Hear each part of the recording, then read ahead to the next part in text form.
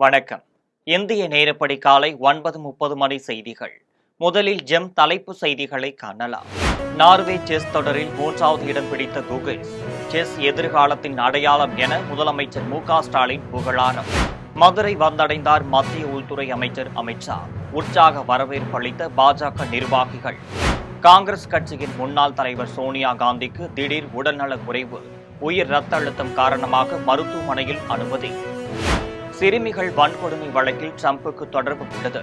Elon Musk முன்வைத்த பகிரங்க குற்றச்சாட்டு.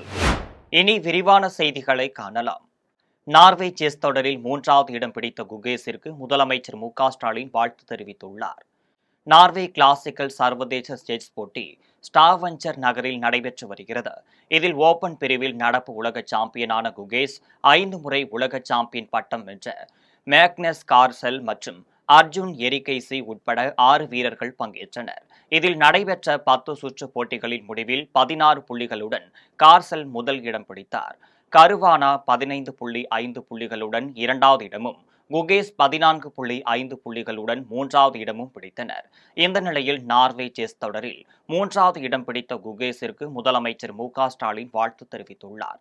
இது தொடர்பாக அவர் வெளியிட்டுள்ள எக்ஸ் தள பதிவில், குறிப்பிடத்தக்க திறமை மற்றும் உறுதியுடன் இந்தியாவின் செஸ் எதிர்காலத்தின் அடையாளமாக குகேஸ் தொடர்ந்து பிரகாசித்து வருவதாக பாராட்டியுள்ளார். இன்று நடைபெறவுள்ள பாஜக நிர்வாகிகள் கூட்டத்தில் பங்கேற்க மத்திய உள்துறை அமைச்சர் அமித்ஷா நேற்று நள்ளிரவு மதுரை வந்தடைந்தார். மதுரையில் இன்று பாஜக நிர்வாகிகள் கூட்டம் நடைபெறவுள்ளது. இதில் கலந்து கொள்வதற்காக மத்திய உள்துறை அமைச்சர் அமித்ஷா டெல்லியிலிருந்து தனி விமானத்தில் புறப்பட்டு நள்ளிரவில் மதுரை வந்தடைந்தார். அவரை மத்திய மந்திரி எல் முருகன் வரவேற்றார். அப்போது தமிழக பாஜக தலைவர் நயினார் நாகேந்திரன், தமிழிசை சவுந்தரராஜன், அதிமுக முன்னாள் அமைச்சர் செல்லூர் ராஜு உள்ளிட்டோர் உடன் இருந்தனர். இன்று பகல் 11 மணி அளவில் மதுரை மீனாட்சியம்மன் கோவிலில் சாமி தரிசனம் செய்ய உள்ளார். இதையடுத்து பிற்பகல் 3 மணிக்கு பாஜக நிர்வாகிகள் கூட்டத்தில் பங்கேற்கிறார். கூட்டத்தில் கட்சியின் தேசிய பொதுக்குழு உறுப்பினர்கள், மாநில நிர்வாகிகள், மாவட்ட நிர்வாகிகள், முன்னாள் மாவட்ட தலைவர்கள், மாநில பொதுக்குழு உறுப்பினர்கள், மண்டல நிர்வாகிகள், முன்னாள் எம்எல்ஏ, எம்பிகள் மற்றும் பார்வையாளர்கள் என ஏராளமானோர் கலந்து கொள்ள உள்ளனர். காங்கிரஸ் கட்சியின் முன்னாள் தலைவர் சோனியா காந்திற்கு திடீரென உடல்நலக் குறைவு ஏற்பட்டதால் மருத்துவமனையில் அனுமதிக்கப்பட்டுள்ளார். காங்கிரஸ் கட்சியின் முன்னாள் தலைவர் சோனியா காந்தி தனது மகளும் எம்பியுமான பிரியங்காவுடன் ஹிமாச்சலில் உள்ள சிம்லாவிற்கு சென்றுள்ளார். இந்த நிலையில் நேற்று அவருக்கு திடீரென உடல்நலக் குறைவு ஏற்பட்டதை அடுத்து சிம்லாவில் உள்ள இந்திரா காந்தி மருத்துவக் கல்லூரி மருத்துவமனையில் அனுமதிக்கப்பட்டார். அங்கு சோனியா காந்திற்கு மருத்துவ பரிசோதனைகள் மேற்கொள்ளப்பட்டு சிகிச்சை அளிக்கப்பட்டது. உயர் ரத்த அழுத்தம் காரணமாக மருத்துவமனையில் சோனியா அனுமதிக்கப்பட்டுள்ளதாக மருத்துவர்கள் தெரிவித்தனர். இதையடுத்து அவரது உடல்நிலை சீரானதை தொடர்ந்து வீடு திரும்பினர். சிறுமிகள் வன்கொடுமை வழக்கில் கைதான ஜெஃப்ரி எப்ஸ்டீனுடன் சேர்ந்து டிரம்புக்கும் இந்த குற்ற சம்பவம் நிகழ்த்தியதாக எலான் மஸ்க் கூறியுள்ளார். எக்ஸ் தளத்தின் உரிமையாளரான எலான் மஸ்கும் அமெரிக்க அதிபர் டொனால்டு டிரம்புக்கும் மோதல் போக்கு நிலவி வருகிறது. இருவரும் ஒருவருக்கொருவர் குற்றம் சாட்டி வரும் நிலையில் பாலியல் வன்கொடுமை வழக்கில் டிரம்பின் பெயரும் உள்ளது என பகிரங்க குற்றச்சாட்டை முன்வைத்துள்ளார். எப்ஸ்டீன் கோப்புகளில் அவர் பெயர் உள்ளதாகவும் அதனால்தான் அந்த வழக்கு தொடர்பான ஆவணங்களை டிரம்ப் வெளியிடவில்லை என்றும் எலான் மஸ்க் கூறியுள்ளார். எப்ஸ்டீன் கோப்புகள் என்பது அமெரிக்க தொழிலதிபர் ஜெஃப்ரி எப்ஸ்டீனின் பாலியல் வழக்கு தொடர்பான ஆவணங்கள். இளம் சிறுமிகளை பாலியல் ரீதியாக துன்புறுத்தியது, கடத்தியது போன்ற குற்றச்சாட்டுகள் காரணமாக எப்ஸ்டீன் மீது வழக்கு தொடரப்பட்டு 2008 சிறை தண்டனை வழங்கப்பட்டது. இந்த கோப்புகளில் டிரம்பின் பெயர் உள்ளதாக மஸ்க் குற்றம் சாட்டிய நிலையில் அதனை டிரம்ப் மறுத்துள்ளார். மேலும் மஸ்க் ஒரு கைதிக்காரர் எனவும் டிரம்ப் விமர்சனம் செய்துள்ளார். கர்நாடகாவில் கூட்ட நெரிசலில் சிக்கி 11 பேர் உயிரிழந்த சம்பவத்தால் ஆளும் கட்சியான இந்திய தேசிய காங்கிரசிற்குள் உட்கட்சி பூசல் நிலவி வருகிறது. கர்நாடக மாநிலம் பெங்களூருவில் கடந்த ஆர்சிபி கிரிக்கெட் அணியின் வெற்றி கொண்டாட்டத்தில் கூட்ட நெரிசலில் சிக்கி 11 பேர் உயிரிழந்தனர். இதனால் எதிர்க்கட்சிகள் ஆளும் மாநில முதலமைச்சர் சித்தராமையாவை விமர்சித்து வருகின்றனர். இந்த நிலையில் உட்கட்சி பூசல்களும் நிலவி வருகின்றனர். 2.5 ஆண்டுகள் சித்தராமையா முதல்வராகவும் அதன் பின் துணை முதலமைச்சர் டி.கே. சிவக்குமாருக்கும் முதலமைச்சர் பதவி என்றும் ஏற்கனவே ஒப்பந்தம் செய்யப்பட்டது. நவம்பரில் முதலமைச்சர் பதவி கிடைக்கும் என காத்திருந்த டி.கே. சிவக்குமாருக்கு இந்த விபத்து பேரிடியாக அமைந்துள்ளது. இதனை காரணம் காட்டி சிவகுமாரை ஓரங்கட்ட சித்தராமையா முயற்சி செய்து வருவதாக கூறப்படுகிறது. போலீசாரின் முன்னெச்சரிக்கையை மீறி துணை முதலமைச்சர் செயல்பட்டதால் இந்த விபத்து அம்மாநில முதலமைச்சர் சித்தராமையா குற்றம் சாட்டி வருவதாக தகவல் வெளியாகியுள்ளது. அமெரிக்க அதிபர் டிரம்பிற்கு எதிராக புதிய அரசியல் கட்சியை தொடங்க இருப்பதாக எலான் மஸ்க் அறிவித்துள்ளார். அமெரிக்க அதிபர் டிரம்பிற்கும் டெஸ்லா நிறுவனர் எலான் மஸ்கிற்கும் மோதல் போக்கு நிலவி வருகிறது. அமெரிக்க அதிபர் டிரம்பின் தீவிர ஆதரவாளர்களாக இருந்த மஸ்க் கடந்த ஆண்டு நடந்த அமெரிக்க அதிபர் தேர்தலின் போது டிரம்பின் குடியரசுக் கட்சிக்கு 2500 கோடி ரூபாய் நன்கொடை வழங்கினார். டிரம்பின் நிர்வாகம் தனது தொழில்களுக்கு சாதகமாக இருக்கும் என நம்பிய நிலையில் சமீபத்தில் கொண்டுவரப்பட்ட புதிய சட்ட மசோதா காரணமாக இருவருக்கும் இடையே மோதல் போக்கு ஏற்பட்டுள்ளது. இதனால் டிரம்பின் அரசாங்கத்தை மஸ்க் விமர்சித்து பேசினார். இந்த நிலையில் அரசியல் ரீதியாக டிரம்பை எதிர்க்க எலான் மஸ்க் புதிய கட்சியை தொடங்க உள்ளார். தி அமெரிக்கா பார்ட்டி என்ற பெயரில் கட்சி துவங்க இருப்பதாக நேற்று அறிவித்தார். இது அந்நாட்டு அரசியல் வட்டாரத்தில் சலசலப்பை ஏற்படுத்தியுள்ளது. கடலூரில் வாரசந்தை மற்றும் மருத்துவமனைகளில் மாவட்ட ஆட்சியர் திடீர் ஆய்வு மேற்கொண்டார். கடலூர் மாவட்டம் வேப்பூரில் வாரசந்தை அரசு மருத்துவமனை மற்றும் புதிதாக கட்டப்பட்டு வரும் கூடுதல் அரசு மருத்துவமனைகளை மாவட்ட ஆட்சியர் சிபி ஆதித்ய செந்தில்குமார் ஆய்வு செய்தார். மேலும் வாரசந்தையில் ஆடுகள் விற்பனை குறித்து அடிப்படை வசதிகள் குறித்தும் அதிகாரிகளிடம் கேட்டறிந்தார். மேலும் மருத்துவமனையில் சிகிச்சைக்காக வரும் நோயாளிகளின் படுக்கை அறை மற்றும் மருத்துவ உபகரணங்கள் உள்ளிட்ட விவரங்களை கேட்டறிந்து ஆய்வு மேற்கொண்டார். இதில் வட்டாட்சியர் செந்தில்வேல், வட்டார வளர்ச்சி அலுவலர்கள் முருகன், கொளஞ்சி மற்றும் ஊராட்சி செயலாளர் வெங்கடேசன் ஆகியோர் உடன் இருந்தனர். காரைக்கால் அருகே திருநள்ளாறு ஸ்ரீ தர்பானேஸ்வரர் ஆலயத்தில் வைகாசி பிரமோற்ச விழாவையொட்டி தங்க காக்கை வாகன வீதி உலா நிகழ்ச்சி நடைபெற்றது. புதுச்சேரி மாநிலம் காரைக்கால் அருகே உள்ள சனி பகவான் ஆலயத்தில் பிரமோற்ச விழா கடந்த மாதம் மே 23ஆம் தேதி கொடியேற்றத்துடன் துவங்கியது. விழாவின் ஒரு பகுதியாக சனி பகவானுக்கு சிறப்பு அலங்கார தோற்றத்தில் தங்க காக்கை வாகனத்தில் எழுந்தருளி பக்தர்களுக்கு அருள்பாலித்தார். நள்ளிரவில் நடைபெற்ற இவ்விழாவில் சாமிக்கு வண்ண மலர்களால் அலங்கரிக்கப்பட்டு மின் விளக்குகளால் அலங்கரிக்கப்பட்ட சகோபுரத்தில் எழுந்தருளினார். இதையடுத்து மகா தீபாரதனை காண்பிக்கப்பட்டு முக்கிய வீதிகளின் வழியாக வீதி விழா நடைபெற்றது. இதில் திரளான பக்தர்கள் கலந்து கொண்டு சாமி தரிசனம் செய்தனர். கோவையில் சர்வதேச அளவில் நடைபெற்ற ஒகினாவோ கோஜி கராத்தே பயிற்சி முகாமில் இந்தியாவில் பல்வேறு பகுதிகளிலிருந்து ஏராளமான மாணவ மாணவிகள் கலந்து கொண்டனர். கோவையில் சர்வதேச ஒகினாவோ கோஜி கராத்தே பயிற்சி தனியார் அறக்கட்டளையுடன் இணைந்து செட்டியபாளையம் பகுதியில் உள்ள தனியார் பள்ளி வளாகத்தில் நடைபெற்றது. இதில் 5 வயது முதல் கல்லூரி செல்லும் மாணவ மாணவியர்கள் வரை பயிற்சி முகாமில் கலந்து கொண்டனர். 2 நாட்கள் நடைபெறவுள்ள இந்த முகாமில் பெல்ஜியம் நாட்டிலிருந்து சர்வதேச பயிற்சியாளர்கள் கலந்து கொண்டு கட்டா மற்றும் குமித்தே சண்டை குறித்து பிரத்யேக நுணுக்கங்களை மாணவ மாணவிகளுக்கு எடுத்துக் கூறி பயிற்சி வழங்க உள்ளதாக தெரிவிக்கப்பட்டது. ஆயுதங்கள் இல்லாமல் தங்களை தற்காத்துக் கொள்வதில் இந்த கலை முக்கிய பங்கு வகிப்பதாக கராத்தே பயிற்சியாளர்கள் தெரிவித்தனர்.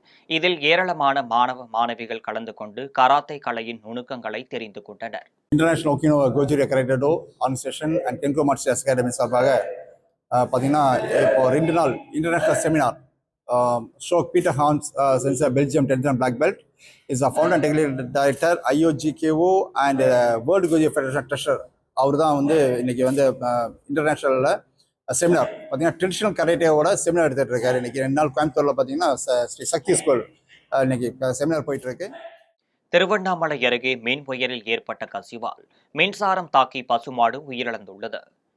திருவண்ணாமலை மாவட்டம் மங்களபுதூர் கிராமத்தில் ராஜா பச்சையம்மாள் தம்பதியினர் வசித்து வருகின்றனர். இவர்கள் வீட்டின் அருகே உள்ள கம்பத்தில் அவர்களுக்கு சொந்தமான பசுமாட்டை மேய்ச்சலுக்காக கட்டி வைத்துள்ளனர். மின்சார கம்பத்திலிருந்து வேறு ஒரு வீட்டிற்கு செல்லும் மின்சார ஒயரானது மிகவும் தாழ்வாக தொங்கிய நிலையில் இருந்துள்ளது. அப்போது எதிர்பாராத விதமாக மின்சாரம் தாக்கி பசு உயிரிழந்துள்ளது.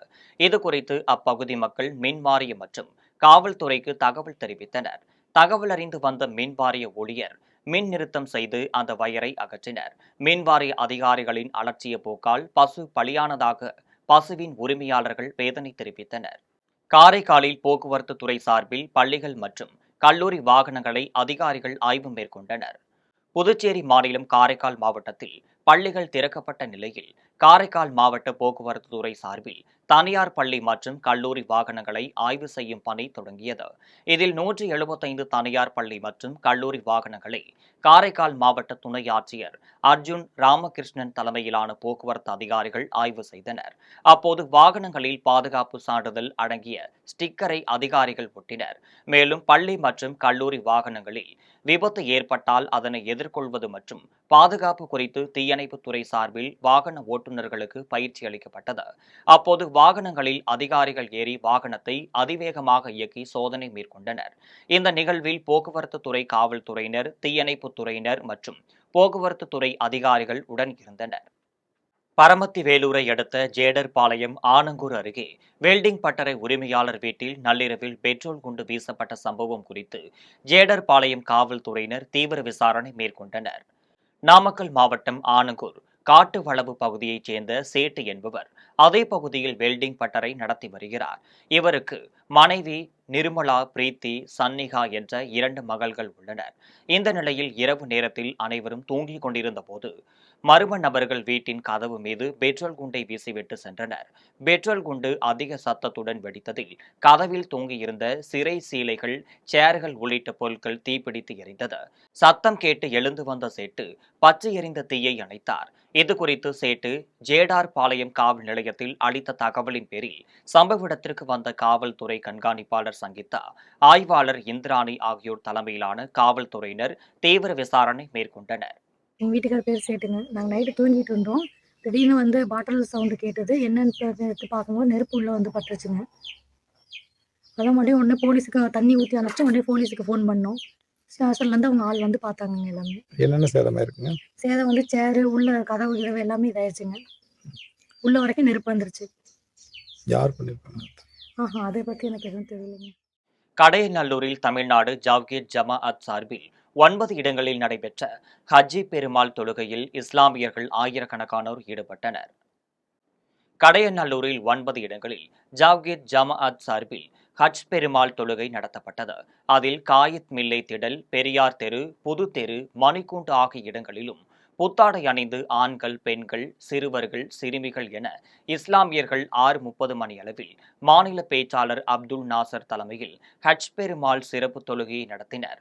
தொழுகையில் ஆயிரக்கணக்கான இஸ்லாமியர்கள் கலந்து கொண்டு தொழுகை நடத்திய பின் ஒருவருக்கொருவர் கட்டித் தழுவி அன்பை பரிமாறிக்கொண்டனர். மேலும் இஸ்லாமிய வாழ்த்துகள் தெரிவித்துக் கொண்டனர். தொழுகைக்கான ஏற்பாடுகளை தமிழ்நாடு ஜவ்கீர் ஜமாஅத் டவுன் கிளை நிர்வாகிகள் இஸ்மாயில், குத்தூஸ், சையது மசூத், மாவட்ட செயலாளர் அப்துல் பாசித், மற்றொரு துணை செயலாளர் அப்துல் பாசித் மற்றும் நகர் கிளை தொண்டர்கள் சிறப்பாக செய்திருந்தனர். இதேபோன்று பேட்டை கிளை சார்பில் மர்கசன், நூர், தவ்ஹீத் திடல், அப்துல் அஜித், ரச்மானியபுரம், மரியம் பள்ளி திடல் உள்ளிட்ட 9 பள்ளி வாசல்களில் இஸ்லாமியர்கள் தொழுகையில் ஈடுபட்டனர். தேனி அரசு மருத்துவக் கல்லூரி மருத்துவமனையில் விடுப்பு எடுத்து பணிக்கு திரும்பிய ஒப்பந்த பணியாளர்களை மீண்டும் பணிக்கு செல்ல அனுமதி மறுப்பதாக கூறி ஒப்பந்த பணியாளர்கள் மருத்துவமனை நுழைவாயில் தனியார் ஏஜென்சி அதிகாரிகளிடம் வாக்குவாதத்தில் ஈடுபட்டதால் பரபரப்பு நிலவியது. தேனி அரசு மருத்துவக் கல்லூரி மருத்துவமனையில் தனியார் ஏஜென்சி மூலம் 300க்கும் மேற்பட்ட ஒப்பந்த பணியாளர்கள் வேலை செய்து வருகின்றனர். துப்புரவு பணிகளுக்கு மட்டும் தேர்வு செய்யப்பட்ட ஒப்பந்த பணியாளர்களை நோயாளிகளை ஸ்ட்ரெச்சரில் அழைத்து செல்லுதல், அறுவை சிகிச்சைக்கு தேவையான உபகரணங்களை கொண்டு சென்று அதனை மீண்டும் சுத்தப்படுத்தி வைத்தல் உள்ளிட்ட அனைத்து விதமான பணிகளையும் செய்ய வேண்டும் என தனியார் ஏஜென்சி நிறுவனம் தெரிவிக்கின்றது. இந்த நிலையில் 3 ஷிப்ட் அடிப்படையில் பணி செய்யும் ஒப்பந்த பணியாளர்களில் 5 பேர் உடல்நலக்குறைவு மற்றும் இதர காரணங்களில் விடுவிப்பு எடுத்தனர். விடுவிப்பிற்கு பின்னர் மீண்டும் பணிக்கு வந்தபோது அவர்களை தனியார் ஏஜென்சி நிறுவனம் பணியில் சேர்க்கவில்லை. இதனால் ஒப்பந்த பணியாளர்கள் தனியார் நிறுவன ஏஜென்சி அதிகாரிகளிடம் கடும் வாக்குவாதத்தில் ஈடுபட்டனர். அப்போது ஒப்பந்த பணியாளர்களை மீண்டும் பணியில் சேர்க்க வேண்டும் என வலியுறுத்தினர். மேலும் வேலையில் சேர்க்கவில்லை என்றால் பல்வேறு கோரிக்கைகளை வலியுறுத்தி போராட்டத்தில் ஈடுபடுவோம் என ஒப்பந்த பணியாளர்கள் தெரிவித்தனர். இதுகுறித்து தகவல் அறிந்து சம்பவ இடத்திற்கு விரைந்து வந்த காவல்துறையினர் தனியார் ஏஜென்சி நிறுவனத்திடம் பேச்சுவார்த்தை நடத்தினர். பேச்சுவார்த்தைக்கு பின்னர் ஒப்பந்த தொழிலாளர்கள் மீண்டும் பணிக்கு திரும்பினர். கடையநல்லூர் அடுத்த கீழப்பொய்கையில் அமைந்துள்ள வடக்கத்தியம்மன் திருக்கோவிலில் உண்டியல் பணத்தை திருடிய வாலிபரை காவல்துறையினர் கைது செய்து நீதிமன்றத்தில் ஆஜர்படுத்தி சிறையில் அடைத்தனர். தென்காசி மாவட்டம் கடையநல்லூர் அடுத்த கீழ்பொள்கை வடக்கத்தியம்மன் திருக்கோவிலில் கடந்த 2 நாட்களுக்கு முன்னர் கோவில் திருவிழா நடைபெற்றது. இந்த நிலையில் விழா முடிந்த 2 நாட்களில் கோவிலின் உண்டியல்களில் பூட்டை உடைத்து அதில் இருந்த பணத்தை மர்ம நபர்கள் கொள்ளையடித்து சென்றனர். அதிகாலையில் கோவில் நிர்வாகிகள் கோவிலுக்கு சென்று பார்த்தபோது உண்டியல்கள் உடைக்கப்பட்டிருந்ததை கண்டு அதிர்ச்சி அடைந்தனர். அதன் பின்னர் இச்சம்பவம் தொடர்பாக ஜாம்பவர் வடகரை காவல் நிலையத்தில் புகார் அளித்தனர். புகாரின் பேரில் காவல்துறையினர் வழக்கு பதிவு செய்து கோவில் பகுதியில் சிசிடிவி கேமராக்களை ஆய்வு செய்ததில் முகமூடி அணிந்து கொண்டு இருசக்கர வாகனத்தில் வந்த 2 மர்ம நபர்கள் கோவில் உண்டியலை உடைத்து அதிலிருந்த பணத்தை திருடி செல்லும் காட்சிகள் பதிவாகியிருந்தது. அதன் அடிப்படையில் சாம்பவர் வடகரை பகுதியைச் சேர்ந்த வாலிபர் ஐயப்பனை காவல் நிலையம் அழைத்துச் சென்று விசாரணை செய்ததில் கோவிலில் உண்டியலில் பணத்தை திருடியது தெரியவந்தது.